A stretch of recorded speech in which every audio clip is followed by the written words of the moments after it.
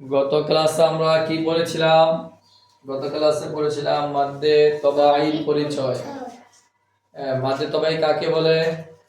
জবরের বাম পাশে খালি আলিফ মাদ্দে হরফ, পেশের বাম পাশে জজমুল ওয়াও মাদ্দে হরফ, জেরের বাম পাশে জজমুল ইয়া মাদ্দে হরফ। মাদ্দে হরফ হইলে তাহার ডান দিকে হরফকে এক আলিফ টানিয়া কইতে হয়, তাকে মাদ্দে কি বলা হয়?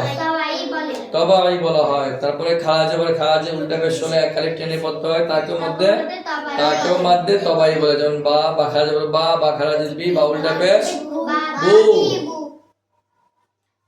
তো কোরআন মাজিদ শিখতে হলে কয়টি বিষয় আমাদের ভালোভাবে জানতে হবে? 8টি বিষয়। এক নম্বর হলো হরফ। হরফ কয়টি? হরফ কয়টি? মুসাইদ ইয়ামিন কয়টি? 29টি হরফ জানতে হবে। 29টি হরফের মাখরাজ কয়টি? 17টি। মাখরাজ কয়টি? মারিয়াম কয়টি? 17টি মাখরাজ। শুদ্ধভাবে উচ্চারণ শিখতে হবে। তারপর শিখতে হবে হরকত। এবং 3 নম্বরে হরকত। হরকত কাকে বলে? জবর পেশকে হরকত। হরকত কিভাবে পড়তে হয়? তাড়াতাড়ি পড়তে হয়। জজম কয়বার পড়া যায়? একবার পড়তে হবে। কয়বার? একবার পড়তে হবে। যেমন আবে ইবে উবে আত ইত উত আত ইত উত ইত্যাদি। এগুলোকে বেশি বেশি পড়তে হবে উচ্চারণগুলোকে। তারপর তাসদীদ। এই তাসদীদে কয়বার পড়তে হয়? দুইবার। যেমন আব্বা ইবা উবা আতা ইতা উতা আসা ইসা উসা আজ্জা ইজ্জা উজ্জা। এগুলো আলিফ থেকে ইয়া পর্যন্ত কমপক্ষে 100 বার পড়তে হবে। কয়বার পড়তে হবে?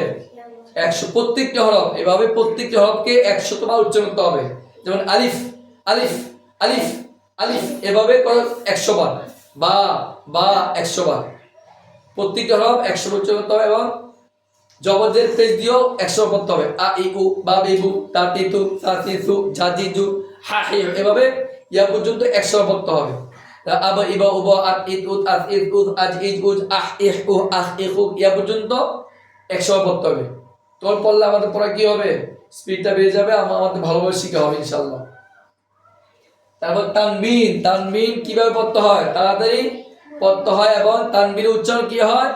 নুন সাকিন উচ্চারণ হয়। যেমন বা আলিফ দুই জবর বা, বা নুন জবর বান, তা দুই জবর তান, তা নুন জবর তান। আর বাংলাতে দৈন্তান্ন বলা হয়। দৈন্তান্ন উচ্চারণ হবে। তানবিনের উচ্চারণ কি হবে? দৈন্তান্ন উচ্চারণ হবে। বয়কার বা দৈন্তান্ন বান, বা আলিফ দুই জবর বান, এভাবে পড়তে হবে। তারপর মাদত্ব কি? মাদত্ব টেনে পড়া। মাদমুন কয় প্রকার? কি কি? মাদে তবাই মাদ্দ বদল। হ্যাঁ, তিন আলিফ।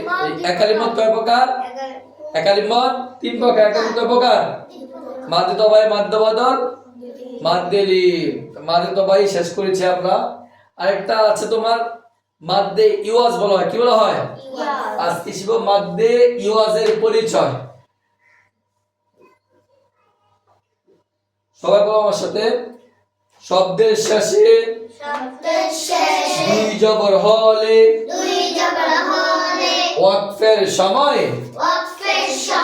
একটি জবর পড়ে যায় এবং তাকে এক আলিফ পরিমাণ টেনে পড়তে হয়। তাকে মাদ্দে ইওয়াজ বলে। যথা আলিমান হাকিমা। আলিমান হবে না, আলিমান। তানবিনের পরে হা আসলে ইজহার। হাকিমা এখানে দেখো, এখানে ওয়াকফ হয়েছে। ওয়াকফ কাকে বলা হয়? থামার স্থানকে যেখানে নিঃশ্বাস ফেলা হয় তাকে কি বলা হয়?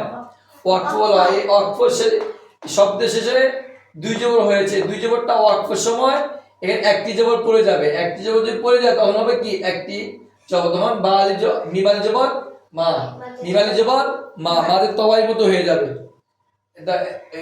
এরপর হলো ইন্নাহু কানা তাওয়াবা। এখানে বা আলিফ দুই জবর বা, এখানে ওয়াকফের সময় হয়েছে। শব্দের শেষে দুই জবর হয়েছে, ওয়াকফের সময় একটি জবর পড়ে যাবে। বললে কি হবে? বা আলিফ দুই জবর বান না বলে বা আলিফ দুই জবর বা টেনে পড়তে হবে। এটাকে কি বলা হয়? মাদ্দে ইওয়াজ। আওয়াজকে বলো মাদ্দে ইওয়াজ। আবার বলো মাদ্দে ইওয়াজের পরিচয়। আওয়াজ করে আদন আওয়াজ করো শব্দের শেষে দুই জবর হইলে ওয়াকফের সময় একটি জবর পড়ে যায় এবং তাকে একালিফ পরিমাণ টানিয়া পড়িতে হয় তাকে মাদ্দে ইওয়াজ বলে আরেকটু আস্তে কানে পর্দা সব বেড়ে যাবে আরেকটু আস্তে বলো বেশি জোরও পড়া যাবে না আবার আস্তে পড়া ইয়ামিন তাকাও দিকে বেশি শোনো বেশি জোরও পড়া যাবে না আবার আস্তেও না মিডিয়াম করতে হবে যেন কারো সমস্যা না হয় কারণ গলায় বেশি আওয়াজ তো বলে গলায় সমস্যা হবে প্রতি বেশি করে পড়তে পারবে না কানের সমস্যা হবে বেশি আওয়াজ না করবে না মিডিয়াম পড়ো যেন আরেকজনের কষ্ট না হয় নিজের কষ্ট না হয় এ বলো যথা আলিমান হাকিমা ইন্নাহু কানা তাওয়াবা আফওয়াজা সফা সফা কুনতু তুরাবা আমরা কি শিখলাম আজকে মাদ্দে ইওয়াজের পরিচয় তো দুই জো হলে আমরা কি বলি আলিমান হাকিমান ইন্নাহু কানা তাওয়াবান এটা হবে থামলে কি হয়ে যাবে থামলে মাদ্দে ইওয়াজ একালিফ টেনে পড়তে হবে ঠিক আছে সবাই ভালো করে শিখবা আচ্ছা কেন